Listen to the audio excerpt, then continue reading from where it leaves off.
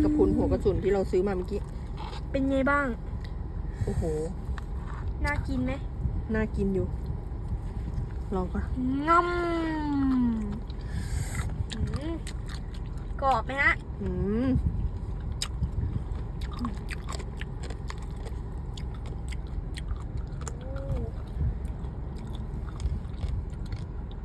รู้สึกเป็นไงบ้างฮะใกล้เกินรู้สึกเป็นไงบ้างอร่อยไหมกรอบว้า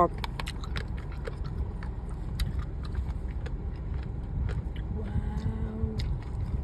ซื้อมาตัวเดียวใช่มันดูกรอบมากกรอบกรุบกรอบกรึบใช่ไหมนี่ดูดิตัวใหญ่มากอีกหน่อยบ้างอ่ะเป็นเลยเหรอ